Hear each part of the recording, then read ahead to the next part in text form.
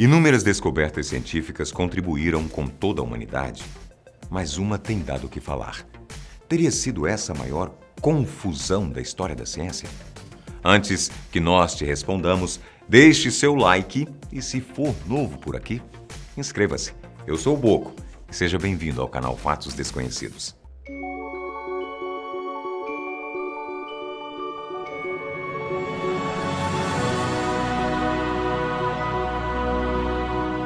Em um artigo publicado pelo site The Conversation, o antropólogo, arqueólogo e biólogo evolucionista Darren Kernel propôs que, embora devamos considerar que a ciência é uma das invenções mais notáveis da humanidade, ela também falhou. E miseravelmente. A ciência foi uma fonte de inspiração e compreensão, ergueu o véu da ignorância e da superstição, foi um catalisador para a mudança social e o crescimento econômico e salvou incontáveis vidas. Isso é fato. Porém, a história também nos mostra que algumas descobertas fizeram muito mais mal do que bem. E nisso está encaixado a polêmica teoria das raças. Esse talvez seja um grande erro sobre o qual você talvez nunca tenha se tocado de que possa ser um dos maiores enganos da ciência. Existem algumas grandes concorrentes que são tão ruins quanto essa teoria. Podemos citar itens como armas nucleares, combustíveis fósseis, gás, CFCs, gasolina com chumbo e DDT. Sem contar com as teorias tênues e descobertas duvidosas, como o éter luminoso, o vitalismo, a teoria da ardósia, a frenologia e o homem de Piltdown. Isso é só a ponta do iceberg. Mas por que a teoria da raça se destaca mesmo entre armas nucleares e o chumbo lançado no ar através da fumaça dos carros? A classificação de seres humanos em raças é muito mais nociva a muito mais pessoas pelo mundo todo porque causou miséria incalculável e foi usada para justificar atos bárbaros de colonialismo, escravidão e até genocídio. Além disso, essa teoria ainda é usada para explicar a desigualdade social, inspirando a ascensão de extremistas em todo o mundo. Kearney afirma que as raças humanas foram sugeridas por antropólogos como o alemão Johann Friedrich Blumenbach, no século XVIII, na tentativa de categorizar novos grupos de pessoas encontradas e que vinham sendo exploradas como parte de um colonialismo europeu em constante expansão. Se você conhece o mínimo de história, já deve saber quem eram, ou ainda são, estes explorados.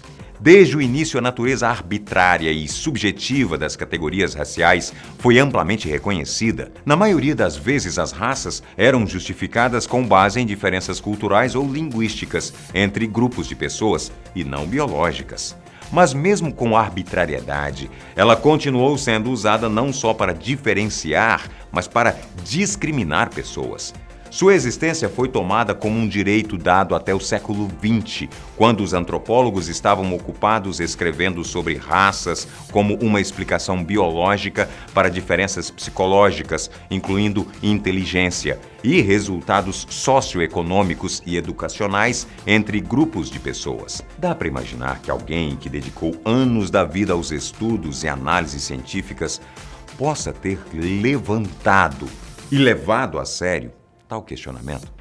O fato é que desde o final da Segunda Guerra Mundial, com a queda do nazismo, começaram a ser promovidos estudos que discutiam a ideia de raça na biologia e nas ciências sociais. Trazendo para a realidade brasileira o Atlas da Violência de 2017, estudos que levantam dados sobre a violência em todo o país, revelou que a população negra, jovem e de baixa escolaridade continua totalizando a maior parte de homicídios no Brasil. De acordo com um estudo realizado pelo Instituto de Pesquisa Econômica Aplicada, IPEA, e pelo Fórum Brasileiro de Segurança Pública, a população negra corresponde à maioria, 78,9%, dos 10% dos indivíduos com mais chances de serem vítimas de homicídios. Outro dado da pesquisa revela a existência e continuidade da relação entre o recorte racial, classificação racial, e a violência no Brasil. Enquanto a mortalidade de mulheres brancas, amarelas e indígenas caiu 7,4% entre 2005 e 2015, entre as mulheres negras, o índice subiu 22%. Até aqui você entendeu que a classificação humana por raças é bem antiga, não é mesmo? Os dados do Atlas da Violência entraram na conversa para comprovar mais uma vez como a classificação tendenciosa e, nós diríamos, até irresponsável, pode prejudicar a humanidade continuamente. Isso porque só citamos os números do Brasil. Podemos entender a indignação de Kearney. Mas sempre houve um grande desconforto em relação à raça e uma crença generalizada de que as categorias raciais eram, na prática, extraordinariamente difíceis de aplicar. Um famoso crítico da teoria racial foi o antropólogo americano Ashley Montagu, que escreveu em 1941: "A omelete chamada raça não tem existência fora da frigideira estatística na qual ela foi reduzida pelo calor da imaginação antropológica." Se a raça ainda ressoa hoje publicamente e politicamente, o que os cientistas pensam sobre isso?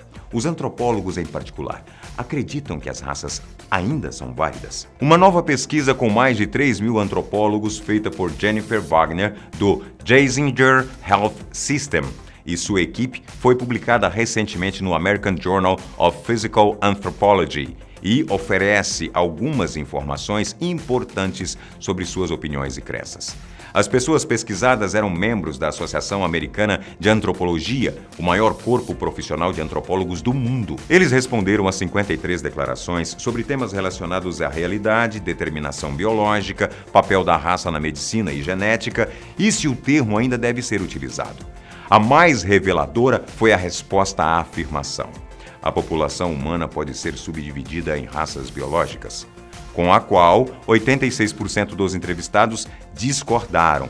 Para a afirmação, categorias raciais são determinadas pela biologia, 88% discordaram. E sobre a questão, a maioria dos antropólogos acredita que os seres humanos podem ser subdivididos em raças biológicas, 85% discordaram.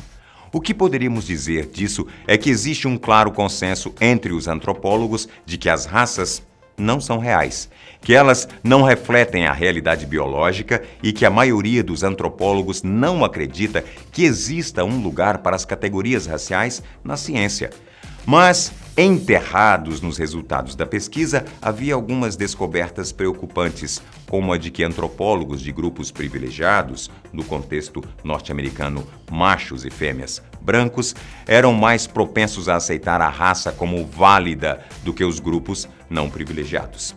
Este grupo representa 75% dos antropólogos pesquisados. Seu poder e influência atinge o outro lado do campo. São eles que determinam que pesquisa é feita, quem recebe o financiamento. Eles estão treinando a próxima geração de antropólogos e são a face pública do campo.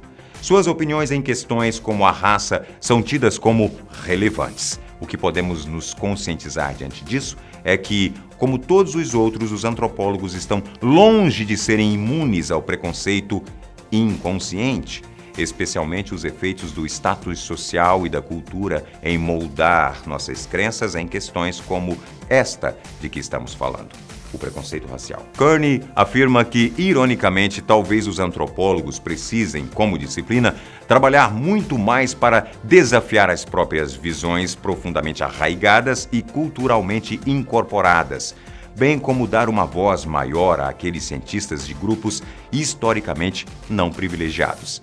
Na afirmação, ele usa o pronome nós, incluindo-se no grupo como ser humano e antropólogo. Ainda assim, a pesquisa faz uma declaração muito poderosa. É uma rejeição retumbante da raça por parte daqueles cientistas cuja disciplina inventou o sistema de classificação racial em si. Isso também marca a aceitação quase universal do antropólogo de décadas de evidências genéticas, mostrando que a variação humana não pode ser classificada em categorias chamadas raças. Darren Kearney é um cientista, escritor e educador com uma curiosidade insaciável por entender o tipo de criatura que somos e como nos tornamos assim. Ele é paleoantropólogo e arqueólogo fascinado pela evolução humana e pré-história. Darren acredita que a ciência não está completa até que seja comunicado à comunidade geral. Portanto, ele descreve esses filmes sobre ciência, especialmente as origens humanas, e considera uma parte importante de seus esforços profissionais. Bem, diante do que vemos acontecer diariamente no Brasil e no mundo, fica bem difícil imaginar a classe política ou a comunidade em geral adotando uma visão tão forte contra a discriminação entre raças. Essa pequena quantidade de genes diferentes está geralmente ligada à adaptação do indivíduo aos estranhos. Diante disso, a inexistência das raças biológicas ganhou força. Será que a ciência vai ser capaz de limpar a própria barra e fazer com que as pessoas entendam de uma vez por todas que, independente da cor ou raça, somos todos iguais? Espero que tenham gostado desse vídeo. Dê sua opinião aqui nos comentários. Até o próximo. Aquele abraço.